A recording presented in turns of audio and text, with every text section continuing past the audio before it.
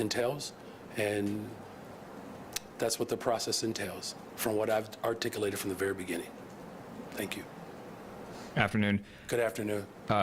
This morning, the state and county announced $250 million for the migrant response, but they say there's a $70 million or so gap in what's needed. Does the city have plans to offer that $70 million? If so, what would that look like? Yeah. So as you know, I've made a very strong commitment. Well, maybe you don't know. I shouldn't assume that. I've made an incredible commitment to this mission. From the first major vote that I oversaw as mayor of the city of Chicago, $51 million. That was a punt from the previous city council. And then we put another $150 million into the budget for this fiscal year, something that the previous city council did not do. They didn't budget for the last year. And then we went back again for a third time to replace government operations funds with the $95 million. On top of that, you know, we've had 35,000 plus people come to the city of Chicago seeking asylum, of which we had at one point the highest 15,000 people that the city of Chicago was solely responsible for sheltering, 5,700 children that we are educating, providing health screenings. I've demonstrated that I'm very much committed to this mission, you know, and there's an entire operation around how this mission is carried out. And so I'm grateful of the work from the state as well as from the county and the work that they have done and what they are committed to continuing to do. And there's an entire operational aspect to this mission that I have to have full consideration of, because I'm, again, solely responsible for sheltering people. We're solely responsible for educating people. And these are, you know, big tasks. And as you know, from the very beginning, since I've taken office, we've decompressed police stations, the airport. It's a lot of work that's involved here. And the city of Chicago has the bulk of that responsibility. And grateful that we have partners like the state of Illinois that have helped resettle families. The county has committed to ramping up its health care services at each of our sites, of which 28 of them, I'm running all of them. We're going to continue our work to make sure that this mission is fulfilled. But Mayor, that doesn't answer the question that there's a $70 million gap. Why did you engage with the state and the county and then refuse to commit? So I'm engaging with the county and the states because that's what leaders do. I've made a commitment to collaborating with people. There are a lot of things to consider in this entire operation. It's not just financial resources. It's about beds, right? And who ultimately is going to be responsible for the temporary shelter. I remember the state of Illinois committed to 2,000 beds back in November.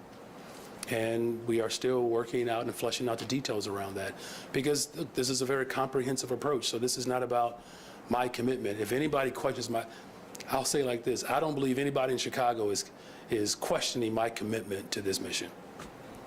Well, they are, because you didn't put in the $70 million that you promised you would give them at that meeting and then walked away from it. Were you at that meeting?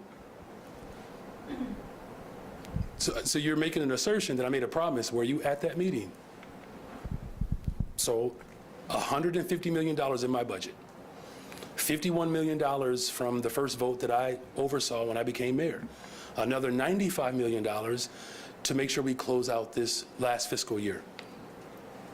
So whatever conclusion you're coming to, maybe I shouldn't speak to whatever conclusion you're coming to. All I'm saying is that no one in this city, let's make it broader, no one in the state of Illinois, in this country, is questioning Mayor Brandon Johnson's commitment to this mission. No one is. 28 shelters, 5,700 children that we're educating. 3 times before the city council to get the resources that were needed to make sure that we are fulfilling this mission. Health screenings, collaborating with mayors around the region and the country, passing an ordinance that other states are now modeling so that we can bring some structure to this operation. So I'm committed to this mission, as I've been. And I'm grateful that we have partners at the state level and the county level who are also committed to this mission.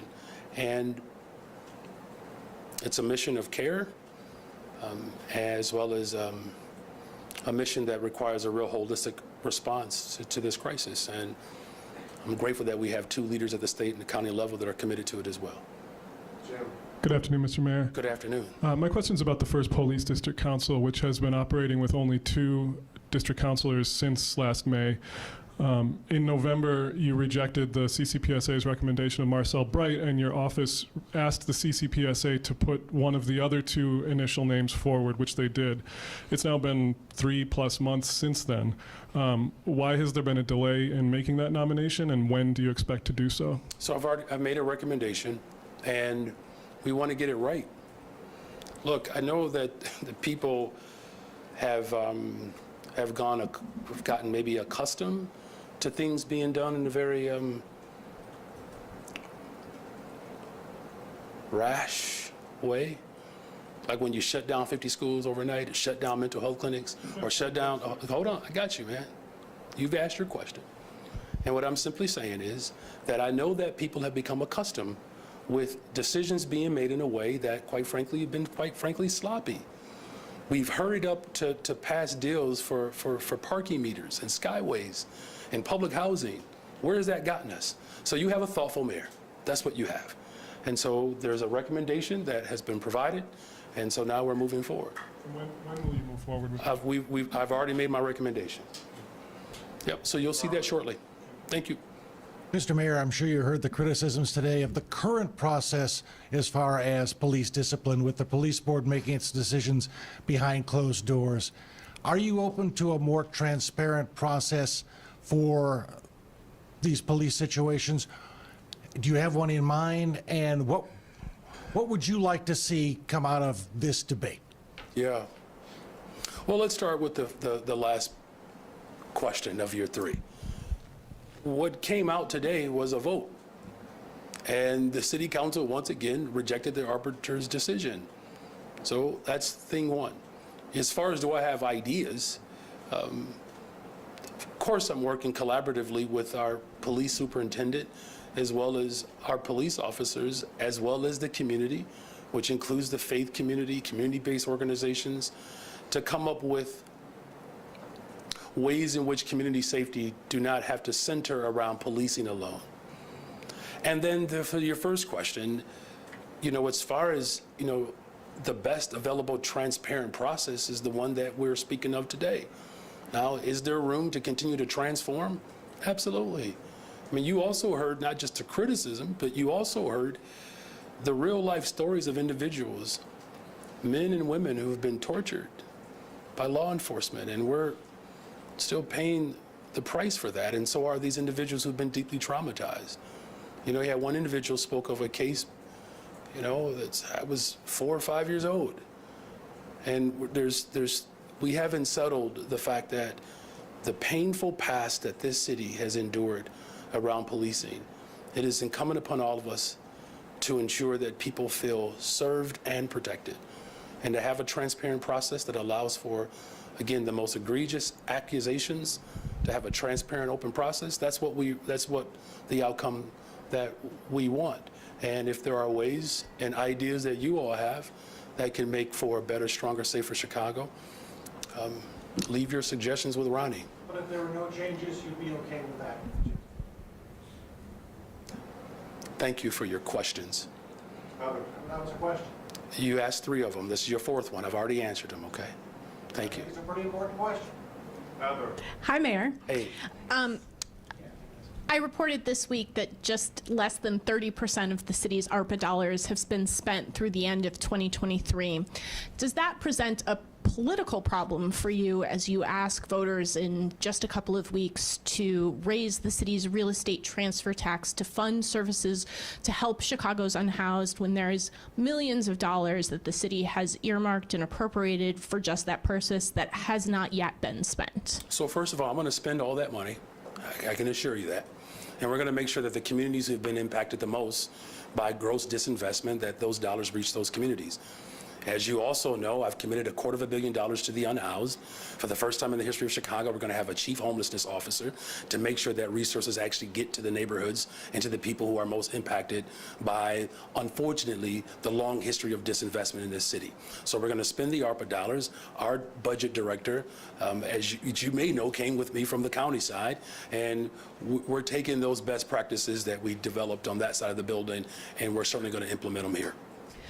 What do you say to Chicagoans who might not fully understand the whole debate over arbitration or not arbitration, but get the sense that Chicago police officers are unwilling to be held publicly accountable for serious allegations for misconduct? You've said that you feel an obligation to help restore the trust Chicagoans have in the police department. How is that possible when they're fighting something like this that you said is so crucial to transparency? The voters of Chicago, they know what's at stake here. But they voted for me because they trust that I'm going to provide leadership in this moment, and today we displayed that leadership. So despite the pushback and the argument that is coming from a handful of people, the city of Chicago is clear that in order to restore, and in many cases, not even just restore, just build trust, having an open, transparent process, that's what the people of Chicago deserve and they want. And they have a leader who is committed to that. And I've enjoyed serving in this capacity for these first 10 months. It's truly been my honor. Thank you, Chicago. Hi, Mayor. Could we return to the migrant issue? Of course. This is the second time that you and the governor's office seem to disagree on how things are going to play out to care for the situation. This time specifically, are you saying the governor's staff is lying when they say you committed to $70 million? It's very confusing to figure out why would they say after multiple meetings the city committed to $70 million and now the city says no. Well, I don't know where the disagreement really exists here. The commitment to the mission is what we're all in agreement with. And what I've said repeatedly is that there's an entire operation that must be considered here. How we educate, how we provide. But they have transportation. numbers. Why are those numbers not jibing with what you're saying? 70 million. I mean, were you in the meeting or was somebody else in the meeting? What's the disconnect? There is no disconnect. And yes, I was in the meeting. There are a number of matters that need to be worked through. It's not just about financial resources. As I've said before, right now the city of Chicago is solely responsible for providing emergency temporary shelter. We're solely responsible for that. We're solely responsible for feeding migrants, staffing. I've renegotiated multiple times to ensure that the staffing model is made up of individuals who are local. Now we're looking So, forward. just- What about looking forward? All this money. How about you give me an opportunity to answer the question, okay?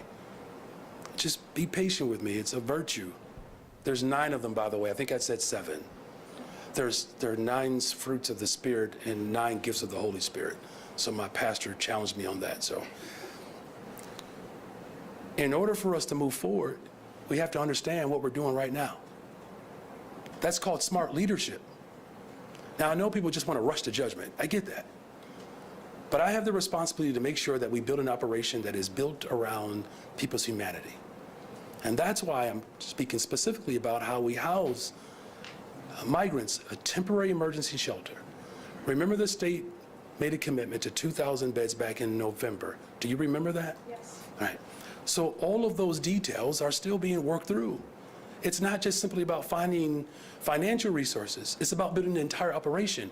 For the first time in the history of the world, a local municipality has been asked to establish, build, maintain, and operate a migrant resettlement. That has never happened. And so here's what we've learned over the course of my first 10 months in office, that you have to feed, you have to temporarily house, you have to provide health care, you have to educate, transportation, resettle. This is an entire operation. Jump the gun? Did they jump the gun by issuing this press release? If you're not ready? Look, the state of Illinois, as well as Cook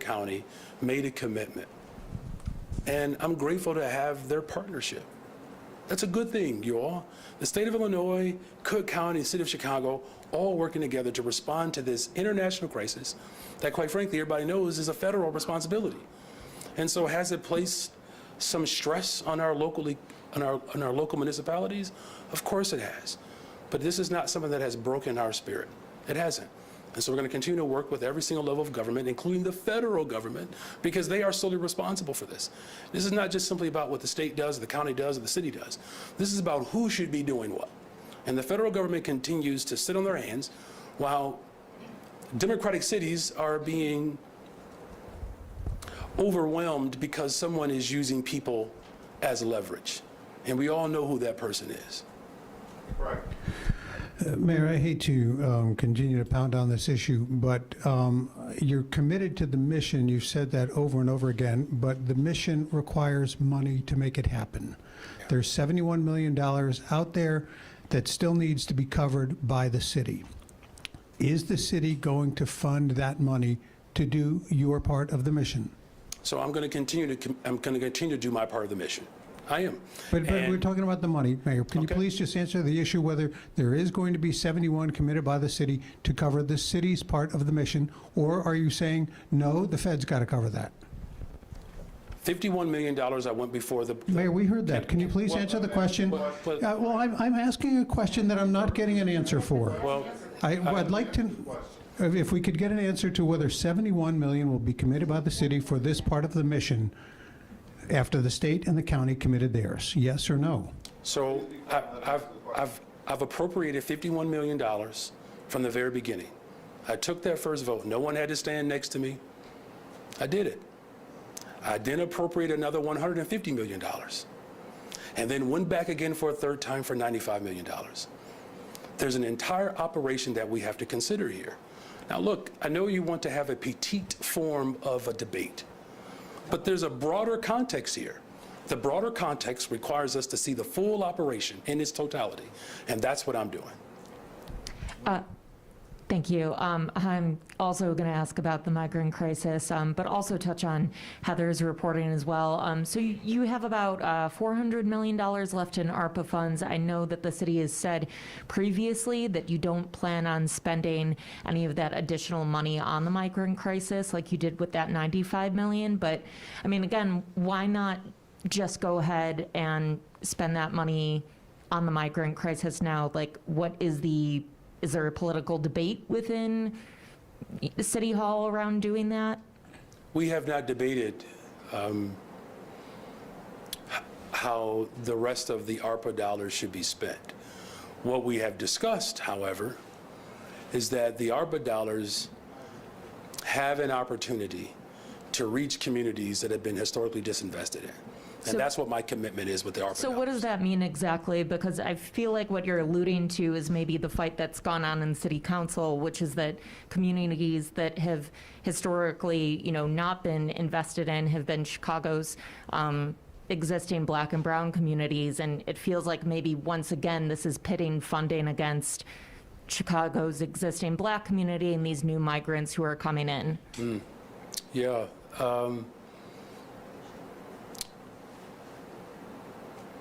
What the pandemic did, it exposed us. It exposed the failures of government. And so, I do know that there are some individuals that feed off of the divisive nature of politics. But ensuring that ARPA dollars get to the neighborhoods that have been historically denied access to housing, access to good paying jobs, that's important to me. And it's important to the people of Chicago. And I'm going to work hard like I've done these first 10 months to ensure that the dollars reach the neighborhoods. And so, again, just to be clear, you have absolutely no plans to use any more ARPA money to aid this crisis right now. To be absolutely clear, the ARPA dollars were designed and set up to get to the neighborhoods. And I'm going to work very hard to ensure that happens. That's not like yes or no on that, though. So again, so then you can draw your own conclusions there. Look, if you want a very simplistic form of government, perhaps that's a place for student council in third grade. For the city of Chicago, with all of the complexities that we deal with every single day, I've said repeatedly that the dollars must go to the neighborhoods. And that's what I've done as a Cook County Commissioner. That's what we're working towards as we set up more opportunities for those dollars to actually reach the community. Hi, Mayor, how are you? I'm well, thank you. Glad to hear that. I just simply want to ask, does this 70 million account for people that are going to be coming up into the DNC? And where is that $70 million going to come from? Do you know? So I actually I appreciate the framing of that question. I do. It's a good question. So right now we have just under 13,000 people in shelter that the city of Chicago is solely responsible for. We actually don't know how many more buses are going to come as we lead up to the DNC. That's the type of sophistication that I was hoping that people would understand. That to talk about a single number without fully knowing all of the complexities that relate to this mission is, it's short-sighted. Now, again, we can make projections, right? That's not unreasonable. And last summer, there were 30 buses coming a day. The discussions that we have had between the state and the county have been centered around providing temporary shelter for a smaller number than I'm currently responsible for right now. So there could be a situation where whatever number that is being floated right now, that may not be enough. That's the reality here. You have a governor in the state of Texas that is determined to cause harm. And so I appreciate the frame of the question, because we have to consider the full operation. And right now, that has not been fully determined. And then just a follow-up to that, I know that lately there's been fewer people who are in city shelter as people move out, which is a good thing. Is there ever going to be a reconsideration of maybe consolidating some of those shelters to save money in the long run? Yes. Yes.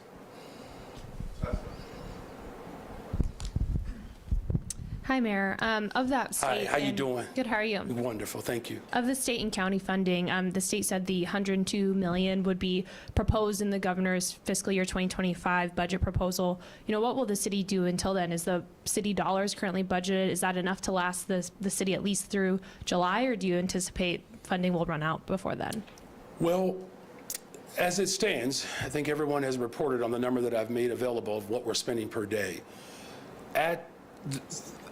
At the current rate, the $150 million that we've appropriated, the city of Chicago alone will have a difficult time responding to this crisis in the event, and in all likelihood, the event that we don't get a comprehensive immigration reform package that provides more support at the border, that if the governor of Texas continues his path of destruction, that is going to be an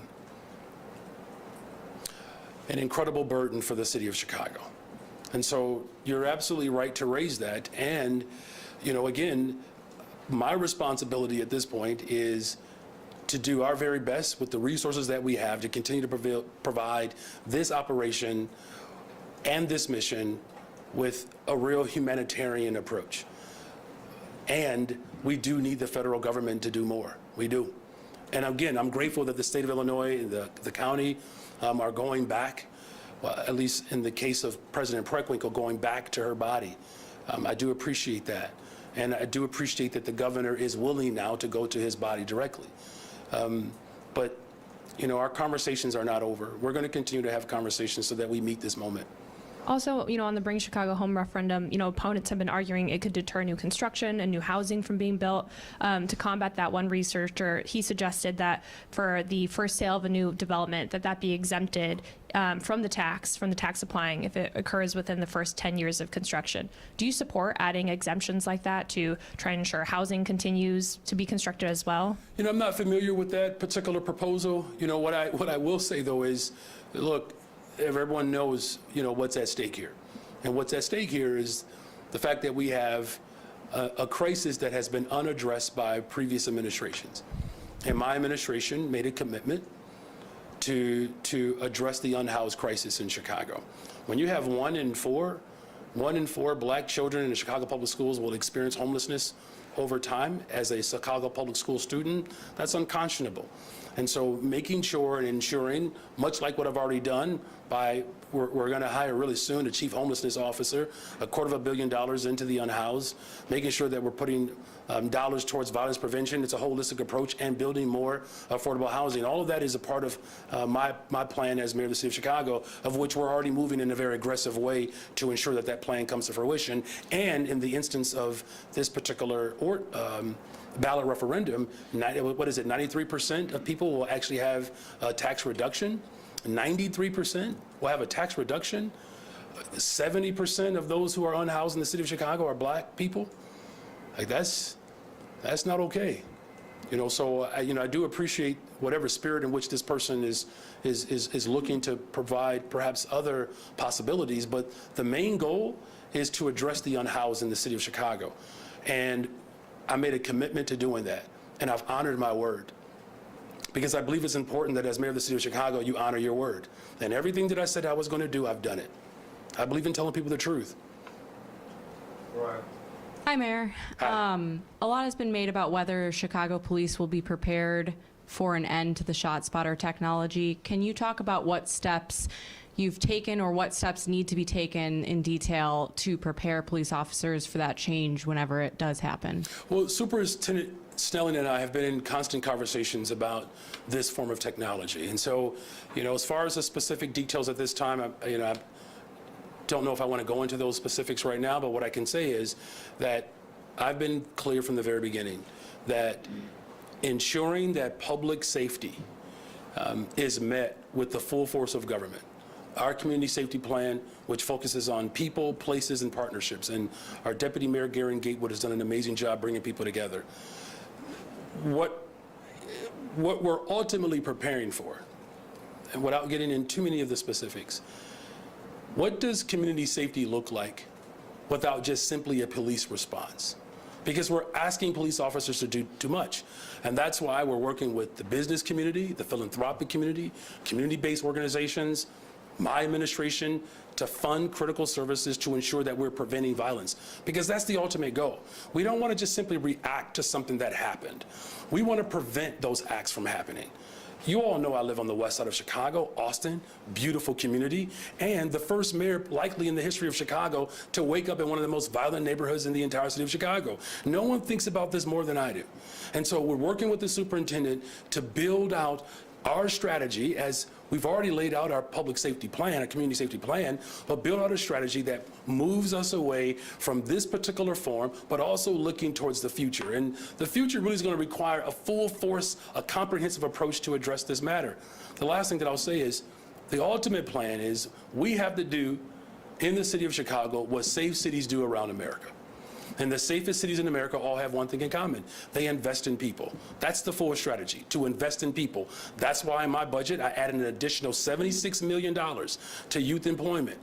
We've already seen a 20% increase in youth employment. 25,000 young people that were hired.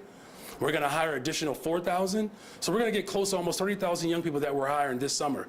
Now, that's on top of the work that the philanthropic community and the business community has committed to doing as well. Hiring young people, making sure we're creating affordable housing, stabilizing our education system so that people actually have a right to exist in the very neighborhoods in which they're being raised in, and that includes all public accommodations. That is part of the more comprehensive plan, but again, I don't want to get into too many of the specifics. Is the city considering any other type of gunshot? No. Okay. On the same subject, so I'm a little confused. So does Spot Shutter end tomorrow? From the very beginning. Yes or no? So I But it's a yes or no question. Does it end tomorrow? It may be a yes or no question for you, but I would respectfully you ask your question and allow me to answer the question the way in which I want to. Okay. Okay, just respectfully. I don't I dictate how you, understand. but I get just for a it. second, I don't dictate how you ask a question. So please don't dictate how I answer a question, okay? So here's what I've been clear about from the very beginning. I made a commitment. And I've honored that commitment. And then we've also provided a runway that allows for the police department, community organizations, and the full comprehensive approach that we are building towards building a better, stronger, safer Chicago, that we have an opportunity to transition away from it. The contract, of course, we know when the day that the contract ends, that there's no secret there. But I've been clear from the very beginning that retiring and moving away from this particular form of technology while providing a runway is what I've said. That's the understanding that you all should work with, and I'll leave it at that. But again, I mean, if the company itself is not willing to negotiate That's an not my extension. understanding. That's not my So understanding. the company is willing to negotiate an extension? Listen, I've been clear from the very beginning Okay. of what I've committed to. I've been clear from the very beginning. So if you want to provide a runway, then why didn't you announce this 3 months ago and provide that runway for the past 3 months, and then it would just end tomorrow? Because I wanted to do it this way. So are you doing it this way because you're concerned about the violence over the summer? No. I'm doing it this way because this is the right way to do it. Now, if you're asking me if I'm concerned about violence as a whole, whether it's the summertime or the wintertime, like, I don't pick seasons when I'm concerned about violence. And listen, I want to make sure that that's very clear, that violence in the city of Chicago is something that we've been plagued with for a very long time. Now, despite the fact that shootings are going down and homicides are going down, there's still a lot of work to be done. But this had more to do with providing all parties who were involved, those who were advocating for the immediate ending of this contract, and the company itself that, as well as our police department, that needed some time. And so that's what I've been clear about, and I'm still clear about that. So I was told the police department was not part of your decision because Superintendent Snelling supports this, all of law enforcement supports using this technology. They call it a very effective tool. So were they part of your decision to end ShotSpotter? I've been in conversations with everyone. I speak to the superintendent and his department. We sit down every week. I speak to the superintendent on a regular basis. So again, I've been very clear from the very beginning, and we're going to continue to hold to the commitment that I've made. Hey, Mayor. Back here. Was it a mistake to announce that you were ending that contract and then extending it in a sense through September without a deal in place to actually extend it through September? The company now appears to have some leverage to say, hey, we're turning this off on Friday unless you agree to the terms of our deal. I've been clear from the very beginning, so I don't know where you're getting your information from, but I've always been clear about how my administration was going to engage in this process, and then to make sure that there is an opportunity for the Chicago Police Department to draw down from the reliance upon of this particular form of technology. And then on the migrant funding, your staff and the staff from the county and the governor's office have been meeting for weeks and months, and you guys had that meeting last week with Governor Pritzker and President Preckwinkle. They walked out of that meeting believing that you had a deal in place for $321 million in extra funding. The state would provide 50% of that, and the county and city would provide 25%. Are you at all concerned that they walked out of a meeting believing there was a deal that you now say you never made a commitment to? I'm not aware of what you are asserting. I'm not aware of that. So whatever understanding that you all might have about what was discussed in that meeting, because none of you were in that meeting. None of you were. So all I could, let's keep a little decorum, okay? All right, just respectfully, you all. Respectfully, You asked like 4 questions already. because he just trying to clear up where everyone is getting the information. It's not true. All right, you all done? All right. So again, no one in the city of Chicago or the state of Illinois or this country is questioning my commitment to this mission. So whatever for... Questioning your commitment. All right, let's get to the next question here. You all, I would hope that you all would have just respect for your colleagues who have not asked a question yet. Okay? Now, I'm trying my best to be patient here, respectfully, but it's becoming quite hostile. The next question? Let her ask her question. No, it's not. It's not. It's not an answer. We're getting obfuscation. We're not getting answers. Out of respect to those who have not asked a question, let's go to the next question, please. Good afternoon, Mayor. Good afternoon. On ShotSpotter, is a contract extension approved by Sound Thinking? And then secondly, with your messaging on decommissioning the technology and sort of dovetailing it, bookending it around after the DNC, why did you give that framework? Yeah, the police department needed some time. I've said that multiple times now. The police department, our local police department, needed some time. You've had an entire infrastructure built around this particular form of technology.